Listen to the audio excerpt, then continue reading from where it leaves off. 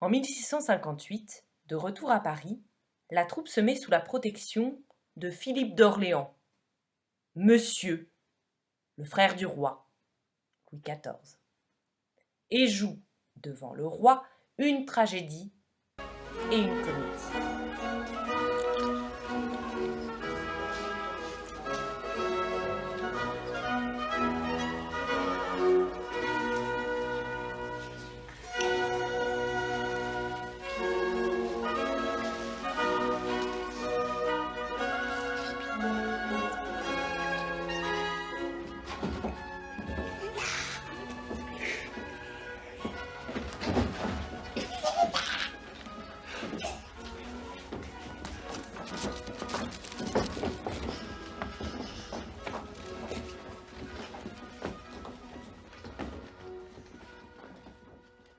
Après tant de hauts faits, il m'est bien doux, Seigneur, de voir encore mes yeux régner sur votre cœur.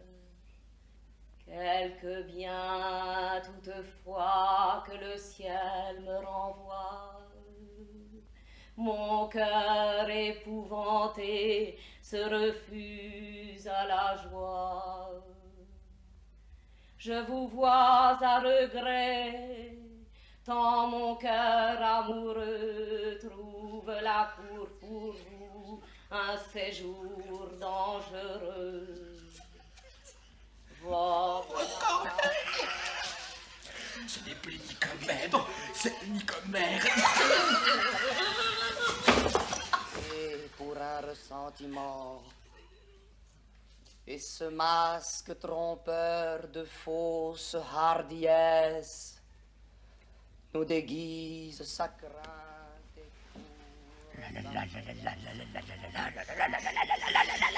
Retenez-moi, monsieur, étrange.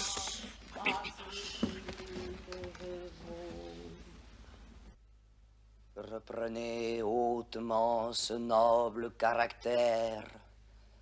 Un véritable roi n'est ni mari ni père. Il regarde son trône et rien de plus. Régnez. Rome vous craindra plus que vous ne la craignez.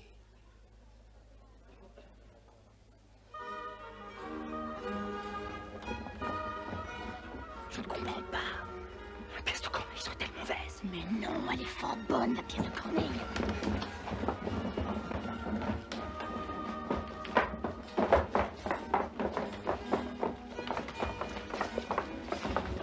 Tu demandes excuse au roi, tu demandes excuse à monsieur, tu demandes excuse au cardinal, tu demandes excuse à tout le monde. Tu annonces le docteur amoureux et tu vas les faire rire.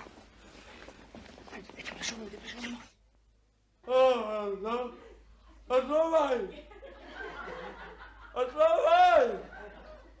Au travail! Oh là, oh là, oh! Oh là, oh là, oh!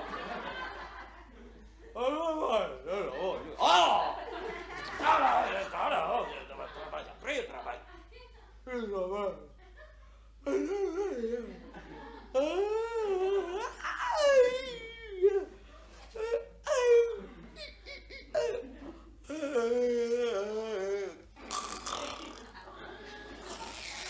Qu'elle arrête! Sacripant! Ganare il sacrifice, ganare il sacrifice, oh, alors! Travail! Au travail! Allez, au travail! Au travail! Travail! Oh. Au travail, allez!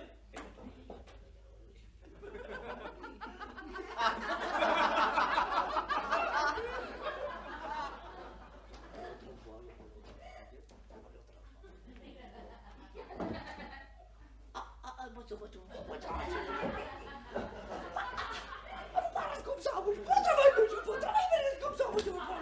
Au travail, moi je veux pas.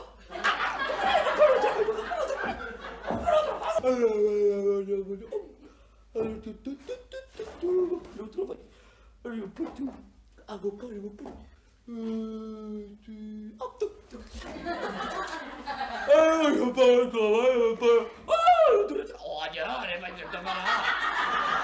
Ah, ça va la soirée, là, allez, oh, désolé. Ça n'arrête pas de moi tout ça, vite. Parle-moi tout ça. Alors, parle-moi tout ça.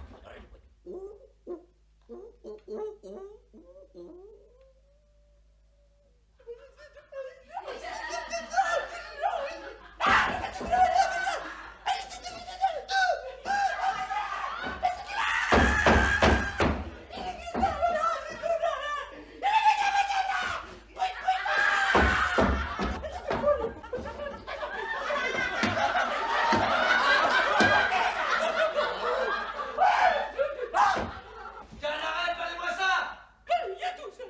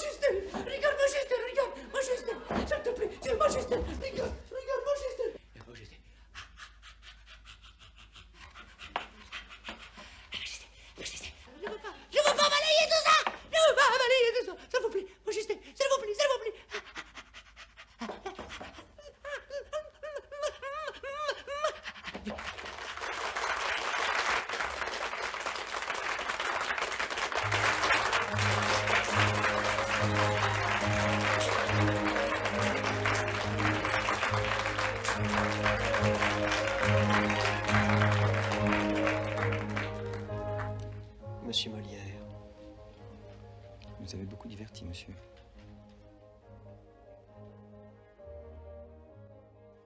Le roi rit et en récompense accorde à Molière la salle du Petit Bourbon. Molière y joue en alternance avec les comédiens italiens. On suppose que les caractères des personnages de la comédie italienne, la commedia dell'arte, auraient inspiré Molière pour ses propres personnages. Ainsi, Scapin vient du valet italien Scapino, un personnage bouffon, farceur, trompeur et rusé. En 1660, pour agrandir le Louvre, la salle du Petit Bourbon est détruite et la troupe de Molière s'installe dans la salle du Palais Royal. La troupe de Molière a beaucoup de succès et Molière écrit plusieurs comédies.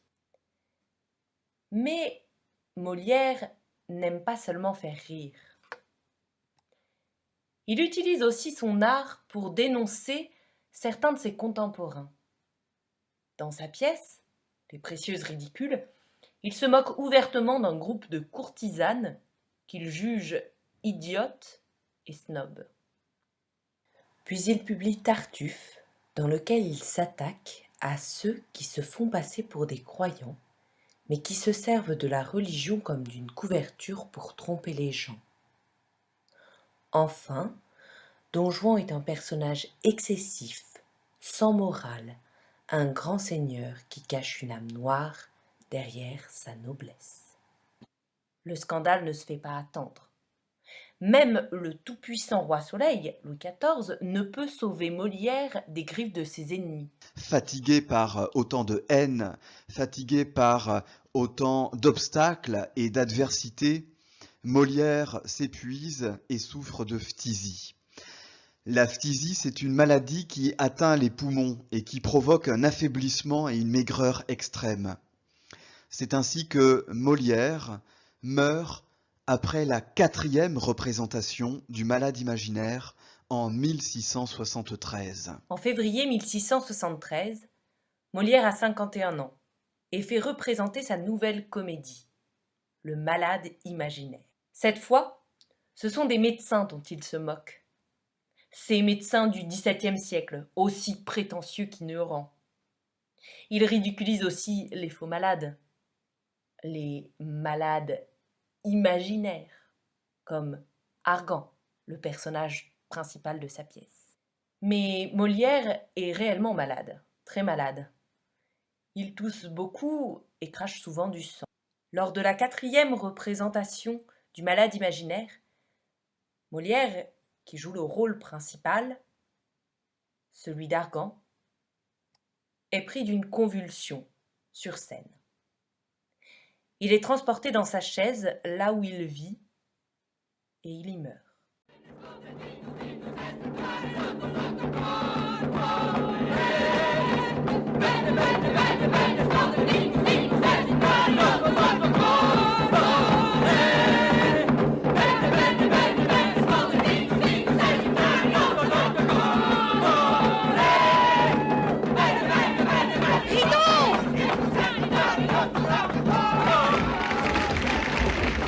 L'Église catholique considérait les acteurs comme des êtres dépravés, corrompus, diaboliques, et leur refusait d'être enterrés dans un cimetière.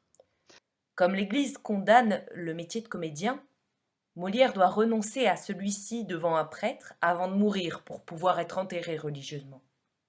Mais malgré sa demande, 2 prêtres refusent de venir le voir et un 3e arrive trop tard.